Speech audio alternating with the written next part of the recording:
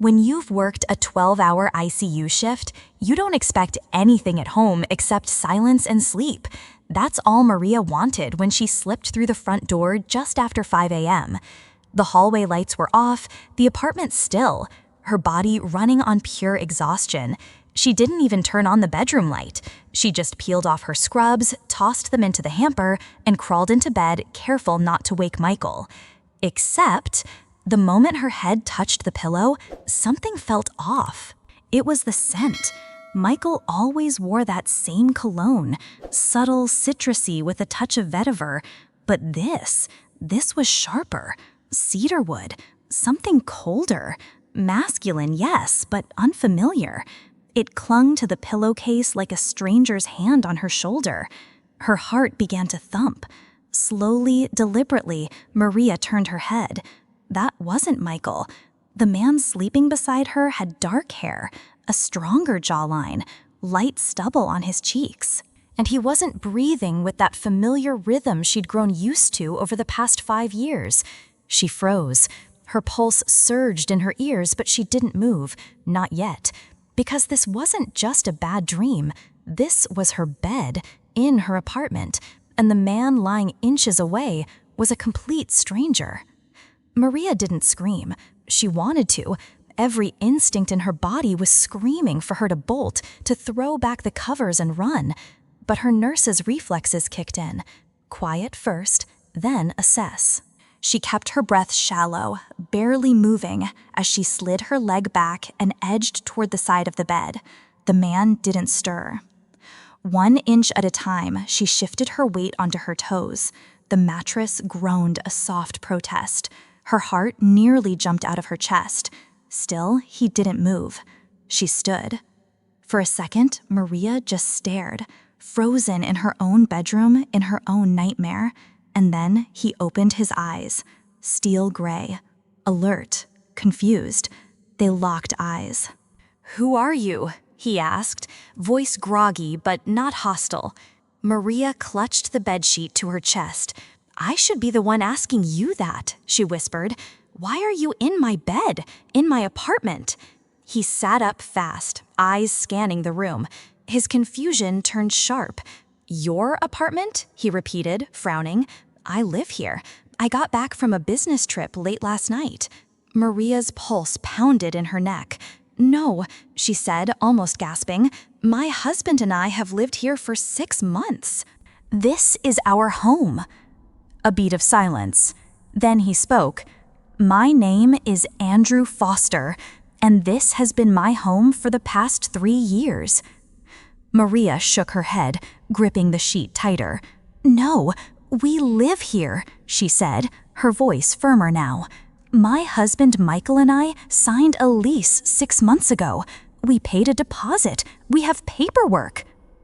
Andrew stood still for a second, eyes locked on her, like he was trying to solve a puzzle. Then, quietly, he walked over to the bookshelf in the hallway and pulled out a blue folder. "Then, how do you explain this?" he said, holding it out. She hesitated but took it. Inside were official documents. Deed, mortgage records, tax filings, the apartment's full address, his name, Andrew Foster, dated 3 years ago, notarized, stamped. She flipped through the pages, her fingers trembling. No, this isn't possible," Maria muttered. Andrew's voice was calm, but not dismissive. "I don't know what's going on here, but this place, this apartment, it's mine. I've owned it since 2020. Maria turned pale. Her mind scrambled to hold on to something real, anything. She remembered the first time Michael showed her the place, the excitement, how he said it was a friend's listing, off-market, a steal. She remembered choosing curtains, hanging up their wedding photo by the kitchen, even arguing over where the couch should go. All of it felt real. And yet here she was holding proof that it might never have been. The walls around her didn't change, but suddenly they felt unfamiliar, as if she had wandered into someone else's carefully staged memory. This wasn't just confusion anymore. This was a fracture in reality itself. Maria's hands shook as she picked up her phone. She dialed Michael. No answer. She tried again. Still nothing, just his voicemail, calm and familiar. "Hey, it's Michael, leave a message." That voice had always soothed her, until now. Now it felt like a recording from someone who no longer existed. She dialed again, and again. No answer. "Pick up," she whispered, pacing the hallway. "Pick up, please." She stared at the screen. No missed calls, no texts, no blue dot telling her he was online. Michael was gone, but his clothes were still in the closet. Maria flung open the bedroom closet doors with trembling hands. Yes, his navy suits were still hanging. His ties perfectly rolled, his white shirts crisp and folded. Everything was in place, too perfectly in place. She reached for the top shelf where he usually kept his travel bag. Gone. She opened his drawer. No wallet, no passport, no laptop, no keys. Just shirts, socks, a cologne bottle half empty, all the little things that made him seem present, but none of the things that proved he was real. She almost missed it. Tucked beneath a pile of old receipts in the back of Michael's nightstand drawer was something flat, black, and heavy. A folder. Not just any folder. This one felt like it didn't belong, like it was meant to stay hidden. Maria pulled it out with trembling hands, her fingertips brushing dust off its edges. She opened it, and her breath caught in her throat. Inside were documents, but not the kind any ordinary person would have. There were leases, IDs, utility bills, all with different names, but the face was always the same, Michael's. In one ID, he was Evan Reed, brown hair, glasses. Another said Daniel Cross, clean-shaven polo shirt. A third showed Sean Alvarez with a scruffy beard and tired eyes. Each identity slightly different, but undeniably him. She turned the next page. Floor plans for this apartment and others. Multiple units across the city, all annotated with entry points, gate codes, door lock instructions. She flipped again. A sheet of handwritten notes, nurse schedule, 2s, 3s, doubles, delivery driver neighbor, 3rd floor, exit route B, fire stairs, north side. Her stomach turned. This wasn't a husband. This was a blueprint for deception, a playbook, and Maria had been living inside it.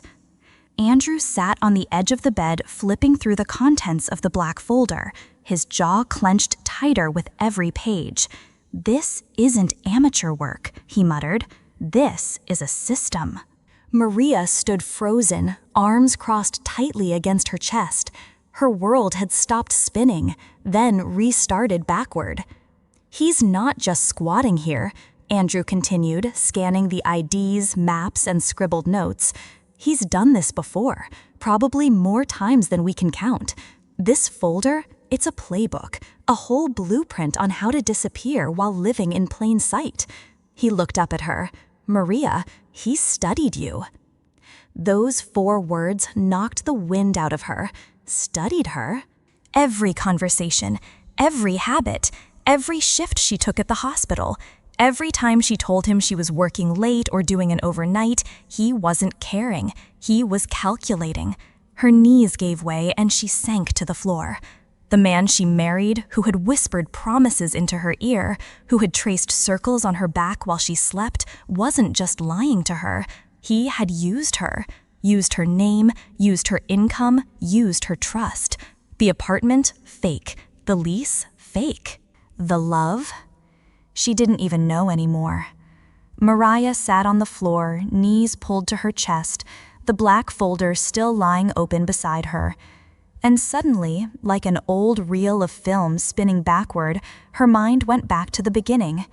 Michael, the man who used to bring her chamomile tea after her night shifts, who remembered how she liked her eggs on Sundays, soft with just a pinch of salt. The man who would sit in silence with her after a rough shift and simply hold her hand, no questions asked. He once showed up at her hospital with a single sunflower, her favorite flower, on a Tuesday. No occasion, no note, just a look that said, "I see you." Maria had thought that was love, but now she saw the pattern.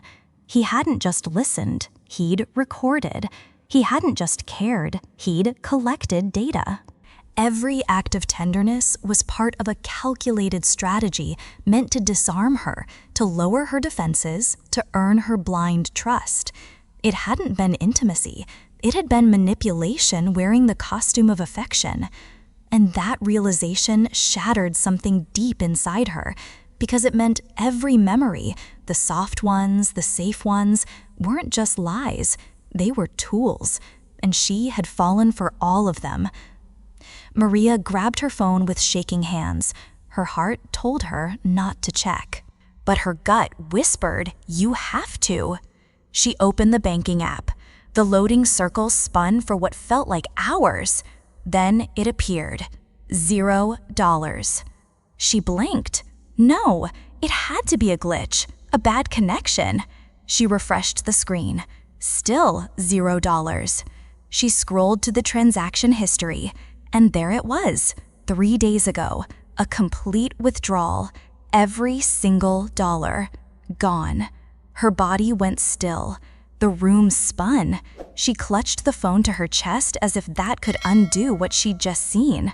That account was their dream, the down payment for a future home, vacations they postponed, children they hoped for, $200,000, built over 5 years, nurse shift by shift, saving what they could, all of it erased. Not stolen by a stranger, but by the man she called husband. Maria had spent years in sterile rooms filled with heartbreak. She'd held the hands of strangers as machines flatlined. She'd whispered comfort into the ears of unconscious patients. She'd stayed calm when families broke down in front of her. She was the strong one, the stable one, the one people leaned on. But now she was the one bleeding inside. Not from a wound you could stitch, not from anything you could see on an X-ray. This pain was different. It was betrayal that bled quiet, that didn't pool on the floor but soaked into the bones. And the worst part? There was no trauma code for this, no emergency protocol, no crash cart coming down the hall. Just silence. Maria curled up on the couch, still dressed in scrubs she hadn't changed since last night. The world felt too loud, and she felt invisible. The woman who once saved others for a living now couldn't even save herself. Her phone buzzed. Unknown number, Chicago area code. Maria stared at the screen, paralyzed. Then she answered. "Hello?" A pause. Then his voice. "Maria, it's me. Michael." The same voice she'd once fallen asleep to. The same voice that had whispered, "I love you," 1,000 times. But now it sounded too calm, too steady, like someone rehearsing a script. "Where are you?" Maria snapped, her voice shaking. "Why aren't you here? Why haven't you answered me?" "I had to leave," he said smoothly. "Something came up, a work issue. I didn't mean to scare you." Maria almost dropped the phone. "Stop lying," she hissed. "I know everything. The lease was fake. The apartment isn't yours. And the money, you took everything." Silence. Then came the shift in his voice, subtle but sharp. "Maria, just don't do anything stupid, okay?" Her blood froze. "Don't go to the police," he added more quietly now. "Don't talk to anyone. I'll fix it. I promise. I'll come back soon." He said it like he still had the right to promise her anything, but what he really delivered was a threat wrapped in softness. It was just after 9 p.m. when the doorbell rang. Maria flinched. Andrew muted the music and walked cautiously to the peephole. He froze, then stepped back. "It's him," he whispered. Maria's stomach turned cold. She crept closer, and through the frosted glass, she saw it. Michael, standing outside Andrew's apartment, wearing his usual charcoal coat, hair perfectly styled, and in his hands, a bouquet of red roses, Of course, always the performance. "Don't open it," Maria whispered, barely breathing, but the doorbell rang again, longer this time. Then came the knock. Then his voice. "Maria, I know you're in there. Open the door. We need to talk." She stood behind the door trembling. He knocked again. "Come on, don't be ridiculous," Michael called. "I can explain everything." Maria almost laughed. Explain? Explain 5 years of lies? Her voice was low but steady. "Michael," she said from behind the door, "how are you planning to explain the forged lease, the stolen money, the double life?" Silence. Then his tone shifted. "Dark. Controlled. You have no idea what you're getting into," he said coldly. "Open the damn door before things get worse." Michael's voice grew sharper. "Maria, open the damn door. Stop this nonsense. We can fix it, okay?" Maria stood frozen. Andrew stepped forward, firm, calm. "If you don't leave," he said loudly through the door, "I'm calling the police." A pause. Then the change. The performance shattered. Michael's tone turned vicious. "And who the hell are you?" he spat. "You think you know what's going on here?" Andrew didn't flinch. "I know this is my property, and Maria is no longer your concern." For a moment, the hallway went completely silent.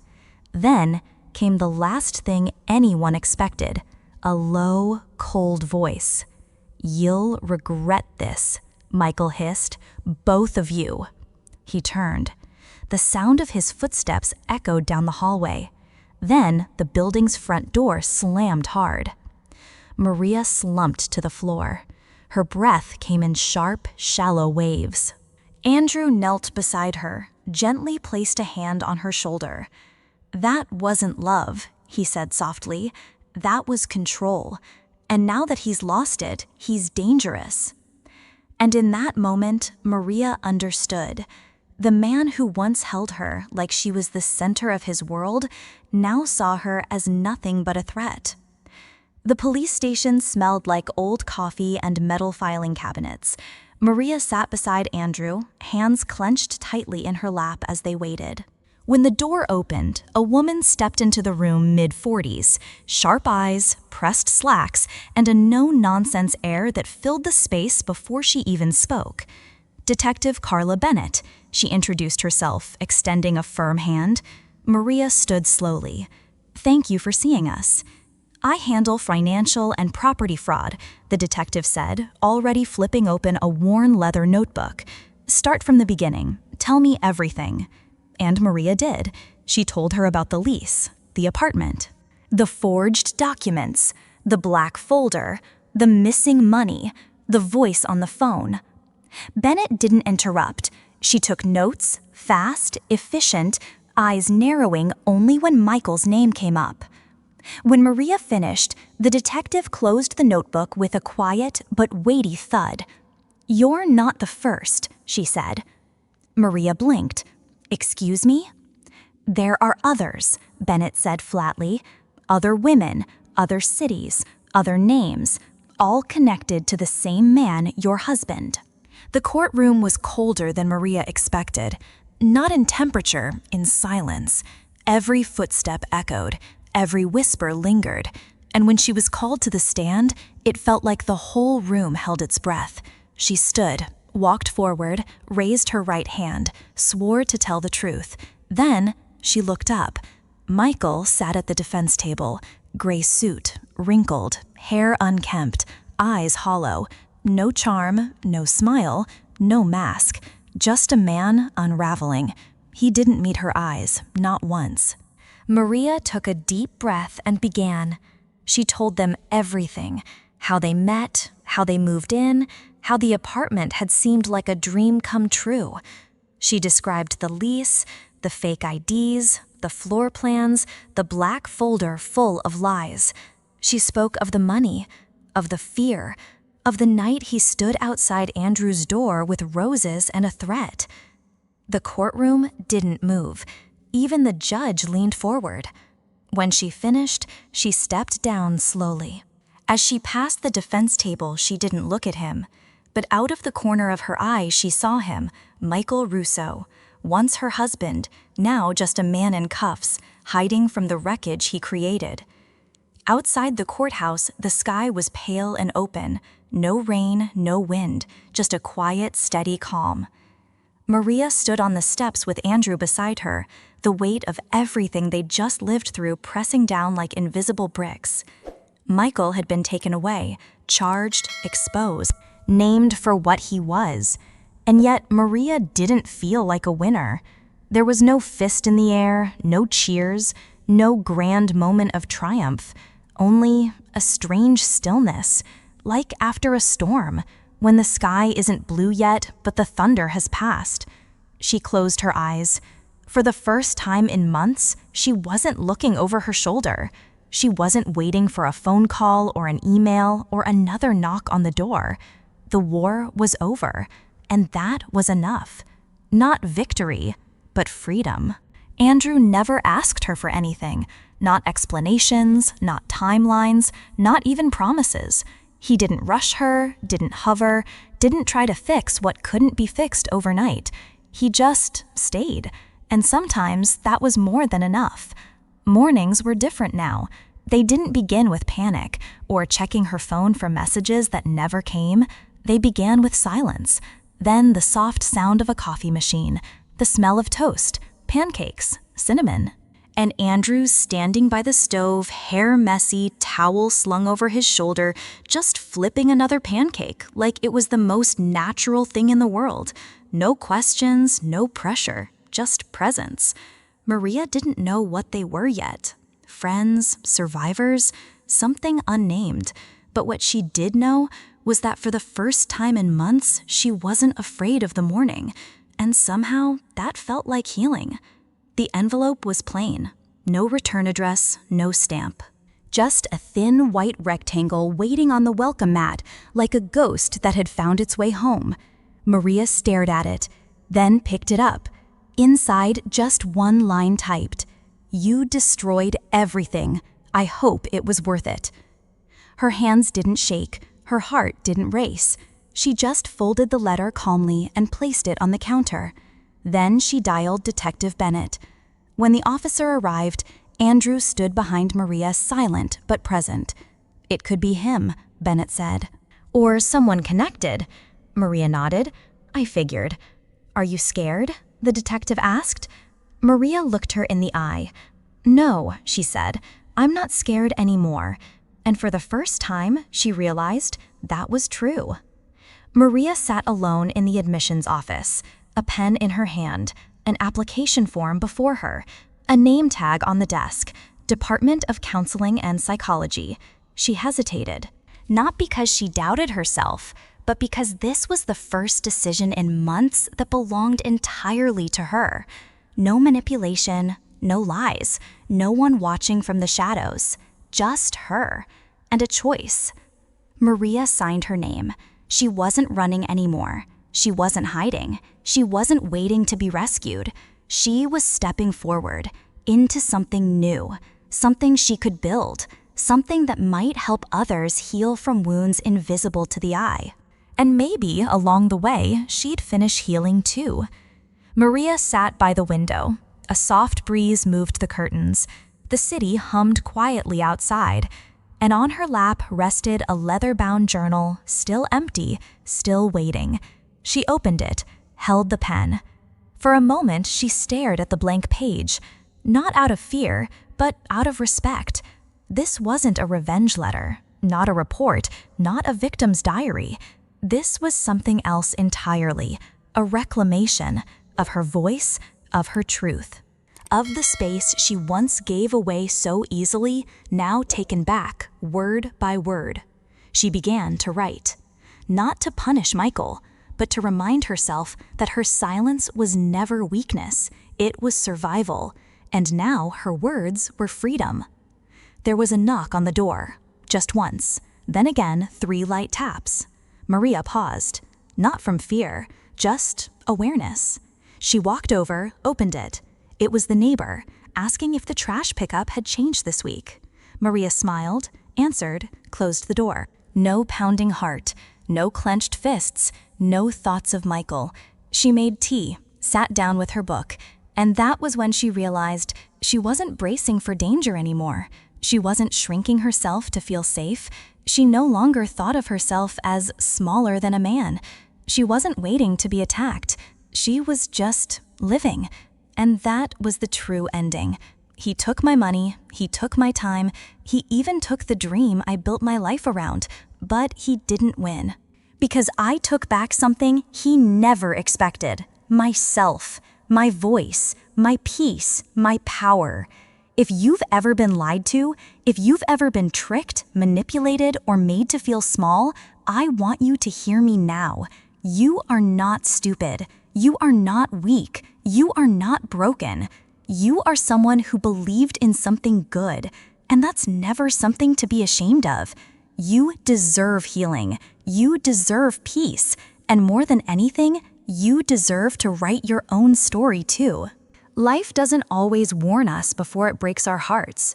Sometimes the people we trust most wear the most convincing masks. But here's the truth: survival is not weakness. Questioning love doesn't mean you're bitter. Walking away doesn't make you the villain. It makes you wise. It makes you strong. It means you've learned when to stop bleeding for someone who never even brought a bandage. Protect your peace. Double-check what you sign. And never confuse loyalty with self-betrayal. Because no one, absolutely no one, is worth losing yourself for. If this story touched something in you, if you've ever doubted yourself because of someone else's lies, then this channel was made for you. Subscribe to Athena Stories for more true soul-stirring stories of strength, survival, and self-worth. Hit the bell so you never miss a voice that reminds you you are not alone, and your voice matters.